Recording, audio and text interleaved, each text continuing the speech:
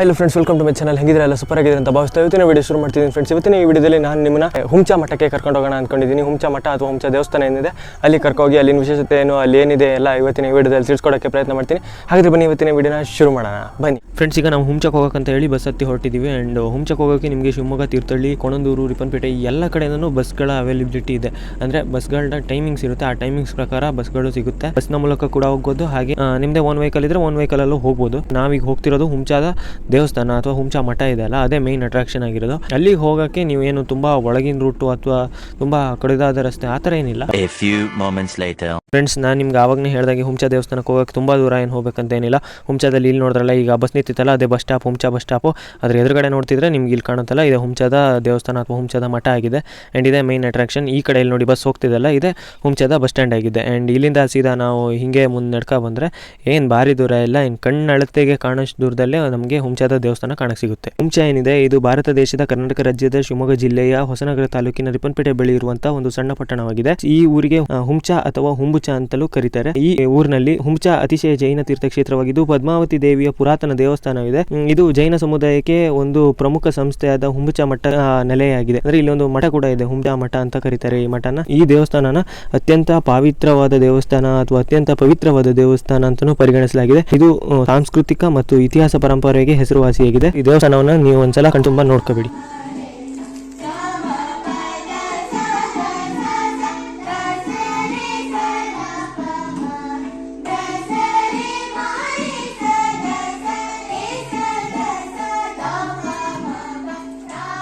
Friends, ಈ ಕಡೆಯಲ್ಲಿ ನೀವು ನೋಡೋದಂತಾದರೆ ಇಲ್ಲಿ ಸ್ವಲ್ಪ ಕೆತ್ತನೆಗಳನ್ನ ಇಟ್ಟಿದ್ದಾರೆ. ಇದು ಯಾವ ಕಾರಣಕ್ಕೆ ಇಟ್ಟಿದ್ದಾರೆ ಅಂತ ಗೊತ್ತಿಲ್ಲ, ಆದರೆ ಇಲ್ಲಿ ಸ್ವಲ್ಪ ಶಿಥಿಲವಾದಂತಹ ಕೆತ್ತನೆಗಳನ್ನ ಇಲ್ಲಿ ಒಂದು ರೀತಿ ಜನರಿಗೆ ನೋಡೋಕ್ಕೆ ಸಹಾಯ ಆಗುವ ರೀತಿಯೇ ಇಲ್ಲಿ ಜೋಡಿಸಿಟ್ಟಿದ್ದಾರೆ. ಇಲ್ಲಿ ನೀವು ನೋಡ್ತಿರ್ಬೋದು, ಇಲ್ಲಿ ಎಷ್ಟು ಪುರಾತನವಾದ ಸಂಪತ್ಭರಿತವಾದಂತಹ ಶಿಲ್ಪಕಲೆಗಳ ಕೆತ್ತನೆಗಳು ಇಲ್ಲಿ ಹೀಗೆ ಅನಾವರಣಕ್ಕೆ ಇಟ್ಟಿದ್ದಾರೆ ಅಂತ ನೋಡ್ಬೋದು. ಒಂದ್ಸಲ ಕಣ್ತುಂಬ ನೋಡ್ಕೊಬಿಡಿ, ಎಷ್ಟು ಚೆನ್ನಾಗಿದೆ ಅಂತ. ಇದನ್ನ ಪದಗಳಲ್ಲಿ ವರ್ಣಿಸೋಕ್ಕಾಗಲ್ಲ, ನೀವೇ ನಿಮ್ಮ ಕಣ್ಣಾರೆ ನೋಡಿಬಿಡಿ.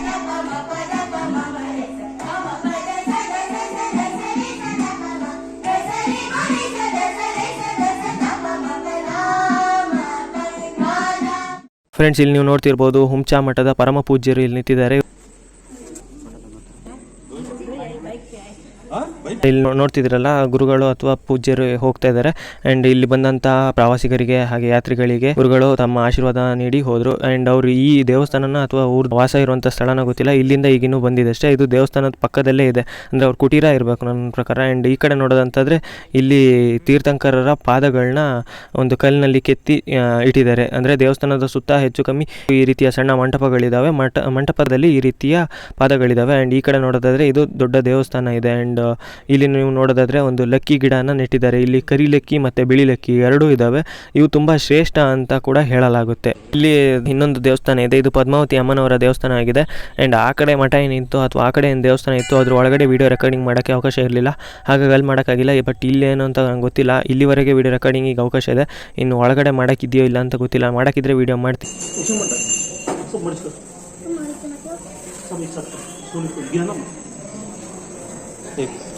ये क्या प्रोसेस है?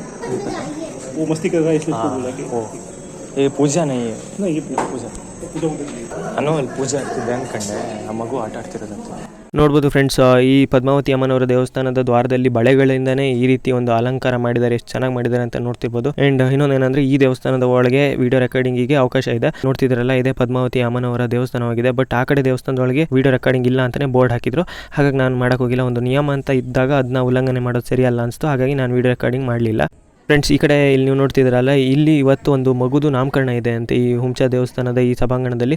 ಹಾಗಾಗಿ ಇಲ್ಲಿ ಈ ರೀತಿ ಎಲ್ಲ ಡೆಕೋರೇಷನ್ ಮಾಡಿದ್ದಾರೆ. ಇಲ್ಲಿ ಅವಾಗವಾಗ ಈ ರೀತಿ ಸಣ್ಣ ಪುಟ್ಟ ಸಮಾರಂಭಗಳು ನಡೀತಿರ್ತಾವಂತೆ ಈ ದೇವಸ್ಥಾನದ ಈ ಎದುರುಗಡೆ ಆವರಣದಲ್ಲಿ ಅಥವಾ ಜಗಲಿಯಲ್ಲಿ. ಈ ಕಡೆಯಿಂದ ನೀವು ನೋಡೋದಾದ್ರೆ ಇದು ಹುಂಚಾದ ದೇವಸ್ಥಾನವಾಗಿದೆ. ಆ್ಯಂಡ್ ಈ ರೀತಿ ಇದೆ ನೋಡ್ತಿದ್ದೀರಲ್ಲ ಫ್ರೆಂಡ್ಸ್. ಈ ಕಡೆ ಇಲ್ಲಿ ನೀವು ನೋಡ್ತಿದ್ರಲ್ಲ ಕ್ರೈನ್ ಇತ್ತದಲ್ಲ, ಇದು ದೇವಸ್ಥಾನದ ಆವರಣವಾಗಿದೆ. ಆ್ಯಂಡ್ ಆವರಣದ ಪಕ್ಕದಲ್ಲಿ ಈಗ ಒಂದು ರಸ್ತೆ ಹೋಗಿದೆ. ಈ ರಸ್ತೆ ಮೂಲಕ ನಾವು ಮುಂದುವರೆದ್ರೆ ಇಲ್ಲಿ ಒಂದು ಗುಡ್ಡ ಸಿಗುತ್ತೆ. ಆ ಗುಡ್ಡದ ಮೇಲೆ ಗೊಮ್ಮಟೇಶ್ವರನ ಒಂದು ವಿಗ್ರಹ ಇದೆ. ಗೊಮ್ಮಟೇಶ್ವರ ಅಥವಾ ಬಾಹುಬಲಿ ಬಾಹುಬಲಿ ಏನಂತಾರೆ ಅವರ ಒಂದು ವಿಗ್ರಹವಿದೆ. ಇದು ನಮಗೆ ಶ್ರವಣಬೆಳಗೊಳ, ಧರ್ಮಸ್ಥಳ ಹಾಗೆ ಕಾರ್ಕಳದಲ್ಲಿ ಕಾಣಕ್ಕೆ ಸಿಗುತ್ತೆ. ಹಾಗೆ ನನಗೆ ಗೊತ್ತಿರಲಿಲ್ಲ ಹುಂಚದಲ್ಲೂ ಒಂದು ಬಾಹುಬಲಿಯ ವಿಗ್ರಹ ಇದೆ ಅಂತ. ಇಲ್ಲಿ ಬಂದಮೇಲೆ ಗೊತ್ತಾಯಿತು. ಹಾಗಾದರೆ ಬನ್ನಿ ನೋಡೋಣ ಅದು ಯಾವ ರೀತಿ ಇದೆ ಏನು ಎಲ್ಲ ಅಂತ. ಇಲ್ಲಿ ನೀವು ನೋಡ್ಬೋದು, ಇಲ್ಲೊಂದು ಬೋರ್ಡ್ ಹಾಕಿದ್ದಾರೆ ತ್ರಿಕೂಟ ಬಸಿದ್ದಿ ಅಂತ ಹೇಳಿ. ಬೋರ್ಡ್ನಲ್ಲಿ ಯಾವ ಕಡೆ ಯಾರೋ ಮಾರ್ಕ್ ತೋರಿಸಿದೆ ಅದೇ ಕಡೆ ನಾವು ನಡ್ಕೊಂಡು ಹೋದರೆ ಒಂದು 3 ರಿಂದ 4 ಕಿಲೋಮೀಟರ್ ಒಳಗೆ ಒಂದು ಗುಡ್ಡ ಸಿಗುತ್ತೆ. ನಡ್ಕೊಂಡು ಹೋಗ್ಬೋದು, ಇಲ್ಲ ವೆಹಿಕಲ್ನಲ್ಲಿ ಕೂಡ ಹೋಗ್ಬೋದು. ಆ್ಯಂಡ್ ಆ ಕಡೆ ಹೋದರೆ ಅಲ್ಲೊಂದು ಗುಡ್ಡ ಇದೆ. ಗುಡ್ಡದ ಮೇಲ್ಗಡೆ ಬಾಹುಬಲಿಯ ವಿಗ್ರಹ ಇದೆ ಅಂತೆ. ಹಾಗಾದರೆ ಬನ್ನಿ ನೋಡೋಣ ಅದು ಯಾವ ರೀತಿ ಇದೆ ಏನು ಎಲ್ಲ ಅಂತ. ಹಾಗಾದರೆ ಬನ್ನಿ ಹೋಗೋಣಂತೆ. ನಾವು ಇದೇ ದಾರಿಲಿ ಈ ಕಡೆಯಿಂದ ಹೀಗೆ ನಡ್ಕೊಳ್ತಾ ಬಂದು ಇಲ್ಲಿವರೆಗೆ ಬಂದು ಸೇರಿದ್ದೀವಿ. ಇದು 3ನೇ ತಿರುವಾಗಿದೆ. ಈ ರೀತಿ ತಿರುವು ಅಂದರೆ ಏನು ಘಾಟ್ ಸೆಕ್ಷನ್ಗಳಲ್ಲಿ ತಿರುವು ಇರುತ್ತಲ್ಲ, ಈ ಥರ ತಿರುವುಗಳನ್ನ ಸುತ್ತುತ್ತಾ ಗುಡ್ಡನ ಹತ್ತಬೇಕಾಗಿದೆ. ನಾವು ಈಗಾಗಲೇ ತುಂಬ ದೂರ ನಡೀತಾ ಬಂದ್ವಿ.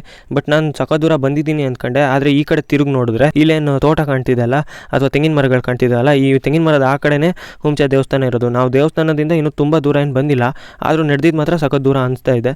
ಬಟ್ ನೋಡೋಣ ಏನಾಗುತ್ತೆ ಅಂತ. ಈ ರೀತಿ ತಿರುಗ್ತಾ ಮೇಲೆ ಹತ್ತಬೇಕು. ನೋಡೋಣ ಮೇಲೆ ಹತ್ತದ ಮೇಲೆ ಹೇಗಿದೆ ಏನು ಎಲ್ಲವನ್ನು ನೋಡೋಣ ಅಂತೆ. ಬನ್ನಿ. ಮೆಟ್ಲಲ್ಲಿ ನಡ್ಕೊಂಡು ಹೋಗೋಕ್ಕೆ, ಈ ಕಡೆ ಗಾಡೀಲಿ ಹೋಗೋಕ್ಕೆ ಫೋಟೋ ಶೂಟಿಗೆಲ್ಲ ಚೆನ್ನಾಗಿದೆ. ಮಾತ್ರ ಈ ಥರ ಮೆಟ್ಟು ಇದ್ರೆ ಮಳೆಗಾಲದಲ್ಲಿ ಸಖತ್ತಾಗ್ಬೋದಲ್ಲ. ಇಲ್ಲಿಂದ ನೀರು ಹಿಡ್ಕೊ ಬರೋದು ನೋಡ. ಇಲ್ಲೇ ರಸ್ತೆಗೆ ಬಂದ್ವಿ ಮತ್ತೆ ಹಂಗೆ ತಿರುಗಿ ಬರೋ ಬದಲು. ಫ್ರೆಂಡ್ಸ್, ಈ ಪ್ರದೇಶ ಸ್ವಚ್ಛ ಗಾಳಿ ಹಚ್ಚ ಹಸಿರು ಪ್ರದೇಶದಿಂದ ತುಂಬ್ಕೊಂಡು ಸಖತ್ತಾಗಿ ಕಂಗೊಳಿಸ್ತಾ ಇದೆ. ಆ್ಯಂಡ್ ನೋಡ್ತಿದ್ರಲ್ಲ ದೂರದವರೆಗೂ ಫುಲ್ ಹಸಿರಾಗಿ ತುಂಬ್ಕೊಂಡಿದೆ. ಈಗ ಬಿಸಿಲಿನ ಬೇಸಿಗೆ ಕಾಲ ಆಗಿದೆ, ಆದರೂ ಕೂಡ ಇಲ್ಲಿ ಈಗಲೇ ಈ ರೀತಿ ಹಸಿರಿದೆ. ಇನ್ನು ಮಳೆಗಾಲದಲ್ಲಿ ಇನ್ನೂ ಸಖತ್ತಾಗಿರುತ್ತೆ. ಹಾಗಾದರೆ ಬನ್ನಿ, ನಾವು ಇನ್ನೂ ಅರ್ಧ ದಾರಿಲಿ ಇದ್ದೀವಿ ಅನಿಸುತ್ತೆ. ಇನ್ನೂ ಸ್ವಲ್ಪ ದೂರ ಹತ್ತಕ್ಕಿದೆ. ಆ್ಯಂಡ್ ಹತ್ತಿ ಅಲ್ಲಿ ಮೇಲ್ಗಡೆ ಹೇಗಿದೆ ಎಲ್ಲವನ್ನು ನೋಡೋಣಂತೆ. ಬನ್ನಿ. ಆ್ಯಂಡ್ ಇಲ್ಲಿ ನೀವು ನೋಡ್ತಿದ್ರಲ್ಲ ಈ ರೂಟಲ್ಲಿ ವೆಹಿಕಲ್ಗಳು ಕೂಡ ಬರ್ತಾ ಇದ್ದಾವೆ. ಇಲ್ಲಿ ನೋಡ್ತಿದ್ರಲ್ಲ ಒಂದು ಕಾರ್ ಕೂಡ ಹೋಗ್ತಾ ಇದೆ.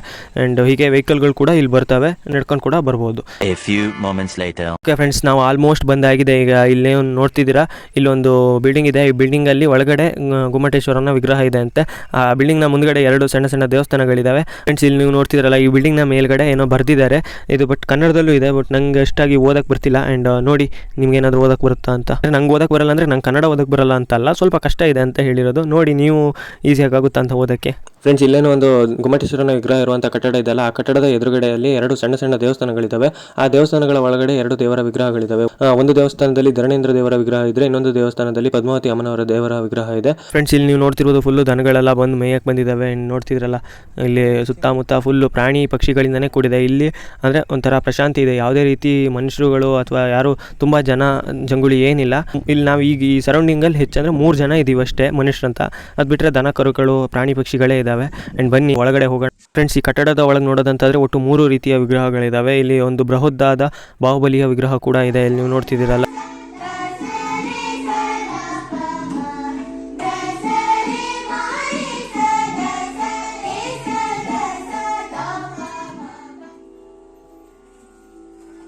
ನಾವೀಗ ಕಟ್ಟಡದಿಂದ ಹೊರಗೆ ಬಂದು ಹಿಂಗೆ ನೋಡ್ತಿದ್ರೆ ಇಲ್ಲೊಂದು ಸ್ವಲ್ಪ ಹಳೆಯ ದೇವಸ್ಥಾನದ ಪಳವಳಿಕೆಗಳು ಬಿದ್ದಿದ್ದಾವೆ. ಆ್ಯಂಡ್ ಅಂದರೆ ಇದು ಯಾವುದ್ರದ್ದು ಅಂತ ಯಾವ ದೇವಸ್ಥಾನದ ಅಂತ ಗೊತ್ತಿಲ್ಲ. ಬಟ್ ನೋಡ್ಬೋದು ಇದರಲ್ಲಿ ಎಷ್ಟು ಚೆನ್ನಾಗಿ ಕೆತ್ತನೆಗಳು ಹಾಗೆ ಇದ್ದಾವೆ. ಇದು ನನಗನ್ಸೋ ಪ್ರಕಾರ ತುಂಬ ವರ್ಷ ಹಳೆಯ ಪಳವಳಿಕೆಗಳಾಗಿದ್ದಾವೆ. ಅಂದರೆ ನಮ್ಮ ಗತಕಾಲದ ವೈಭವ ಯಾವ ರೀತಿ ಇತ್ತು ಅನ್ನೋದನ್ನ ನಾವು ಇವುಗಳ ಮೂಲಕ ನೋಡ್ಬೋದಾಗಿದೆ.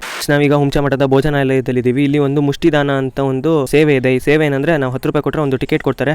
ಆ ಟಿಕೆಟ್ನ ತಗೊಂಡು ಅಂದರೆ ಒಂದು ಟಿಕೆಟ್ ತಗೊಂಡ್ರೆ 1 ಮುಷ್ಟಿ ಅಕ್ಕಿನ ನಾವು ದಾನ ಮಾಡ್ಬೋದು. ಇಲ್ಲಿ ನೋಡ್ತಿದ್ರಲ್ಲ ಈ ಲೋಟದಲ್ಲಿ 1 ಮುಷ್ಟಿ ಅಂದರೆ 1 ಲೋಟ ಅಕ್ಕಿನ ಆ ಕಡೆ ಪಕ್ಕದಲ್ಲಿರುವಂಥ ಡಬ್ಬಕ್ಕೆ ಹಾಕಿದ್ರೆ 1 ಮುಷ್ಟಿ ಅಕ್ಕಿ ಅಂತ. ನಾನು ಒಟ್ಟು 2 ಟಿಕೆಟ್ ತಗೊಂಡಿದ್ದೀನಿ. ಇದು ಏನಕ್ಕೆ ಉಪಯೋಗ ಆಗುತ್ತೆ ಅಂದರೆ ಈ ಅಕ್ಕಿನ ಇವರು ದಿನನಿತ್ಯ ಆಗುವಂತಹ ಒಂದು ದಾಸೋಹ ಏನಿದೆ ಈ ಹುಂಚ ಮಠದಲ್ಲಿ ಫ್ರೀಯಾಗಿ ಎಲ್ಲರಿಗೂ ಅನ್ನ ದಾಸೋಹ ನಡೆಯುತ್ತೆ. ಆ ಅನ್ನ ದಾಸೋಹಕ್ಕೆ ಬಳಸ್ಕೊಳ್ತಾರೆ. ಅಂದರೆ ನಾವು ಒಂದು ನಮ್ಮ ಕೈಲಾದಷ್ಟು ಸಹಾಯ ಮಾಡಿದ್ದೀವಿ, ಒಂದು ಅನ್ನ ದಾಸೋಹಕ್ಕೋಸ್ಕರ ನಮ್ಮ ಕೈಲಾದಷ್ಟು ಸಹಾಯ ಮಾಡಿದ್ದೀವಿ ಅನ್ನೋ ಒಂದು ಅರ್ಥ ಆಗುತ್ತೆ. ಹಾಗಾದರೆ ಬನ್ನಿ, ಇಲ್ಲಿ ಈಗ ಅನ್ನ ದಾಸೋಹ ಕೂಡ ನಡೀತಿದೆ. ನಾವು ಕೂಡ ಇಲ್ಲಿ ಊಟನ ಮಾಡಿಕೊಂಡು ನಾನು ನಿಮ್ಗೆ ಸಿಗ್ತೀನಿ. ಓಕೆನಾ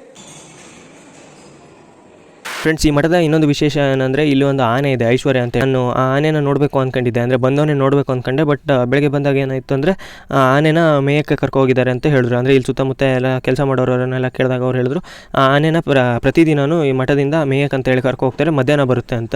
ನಾನೇನು ಅಂದ್ಕೊಂಡಿದ್ದೆ ಆನೆ ಎನಿ ಟೈಮ್ ಇಲ್ಲೇ ಇರುತ್ತೆ, ಹಾಗಾಗಿ ನಮ್ಗೆ ಯಾವಾಗ ಬೇಕಾದ್ರೂ ನೋಡೋಕ್ಕೆ ಸಿಗುತ್ತೆ ಅಂದ್ಕೊಂಡಿದ್ದೆ. ಬಟ್ ಅದು ಮೇಯಕ್ಕೆ ಹೋಗಿದೆ ಅಲ್ಲ ಅಂತ ಹೇಳಿ ಓಕೆ ಮಠನೆಲ್ಲ ಸುತ್ತಾಕ ಬಂದಾದಮೇಲೆ ಕಾಣಕ್ಕೆ ಸಿಗುತ್ತೇನೋ ಅಂದ್ಕೊಂಡಿದ್ದೆ. ಬಟ್ ಇಷ್ಟೊತ್ತಾದರೂ ಇನ್ನೂ ಆನೆ ಬಂದಿಲ್ಲ ಅಂತೆ. ನನಗನ್ಸೋ ಪ್ರಕಾರ ನೋಡೋಕ್ಕಾಗುತ್ತಿಲ್ಲ, ಗೊತ್ತಿಲ್ಲ. A few moments later. So friends ನಾನೇನು ಅಂದ್ಕೊಂಡಿದ್ದೆ ಆನೆ ನಂಗೆ ನೋಡೋಕ್ಕೆ ಸಿಗಲ್ಲ ಅಂದರೆ ಹುಂಚದ ಆನೆ ನಂಗೆ ನೋಡೋಕ್ಕೆ ಸಿಗಲ್ಲ ಅಂದ್ಕೊಂಡಿದ್ದೆ. ಬಟ್ ಏನಾಗಿದೆ ಅಂದರೆ ಟೈಮ್ ಕೂಡ ಆಗ್ತಿತ್ತು, ಹಾಗಾಗಿ ನಾನು ಬಸ್ ಹತ್ತು ಬಂದೆ. ಬಸ್ ಹತ್ತಿದಂಗೆ ಏನಾಯ್ತಂದರೆ ಈ ಬಸ್ಸು ಆ ಕಡೆಯಿಂದ ಬರ್ತಿರುವಾಗ ಆನೆ ಆ ಕಡೆ ರೋಡಲ್ಲಿ ಬರ್ತೈತಂತೆ. ನನಗೆ ಈ ಬಸ್ಸಲ್ಲಿ ಇರೋರು ಹೇಳಿದ್ರು ಆನೆ ನಿಮ್ಗೆ ಈಗ ಗಾಡೀಲಿ ಈ ಕಡೆ ಸೈಡ್ ಕೂತ್ಕೊಂಡ್ರೆ ನಿಮ್ಗೆ ಆನೆ ನೋಡೋಕ್ಕೆ ಸಿಗುತ್ತೆ ಅಂತ. ಓಕೆ, ಆ ಕಡೆ ಸೈಡ್ ಆನೆ ಬರುತ್ತಂತೆ, ನೋಡೋಣ ಆನೆ ನೋಡೋಕ್ಕೆ ಸಿಗುತ್ತಾ ಇಲ್ಲ ಅನ್ನೋದನ್ನ. ಹಾಗಾದರೆ ಎಲ್ಲರೂ ಕಾಯ್ತಿದ್ದಾರೆ, ಇಲ್ಲಿ ನೋಡ್ಬೋದು ಮಕ್ಕಳೆಲ್ಲ ಆನೆ ಬರುತ್ತೆ ಅಂತ ನೋಡೋಕ್ಕೆ ಕಾಯ್ತಿದ್ದಾರೆ. ನೋಡೋಣ, ಅಲ್ಲೊಂದು ಖಾಲಿ ಸೀಟ್ ಇದೆ, ನಾನು ಆ ಖಾಲಿ ಸೀಟಲ್ಲಿ ಕೂತ್ಕೊಂಡು ಆನೆ ಕಾಣಕ್ಕೆ ಸಿಗುತ್ತಾ ಇಲ್ಲ ಅಂತ ನೋಡೋಣಂತೆ, ಬನ್ನಿ.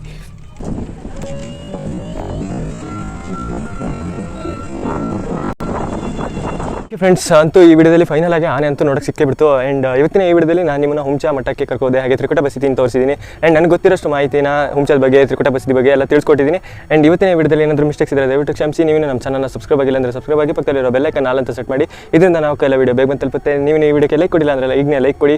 ನಾನು ನಿಮ್ಗೆ ಇನ್ನೊಂದು ವಿಡಿಯೋದಲ್ಲಿ ಸಿಗ್ತೀನಿ. ಅಲ್ಲಿವರೆಗೂ take care, Tata, bye bye friends.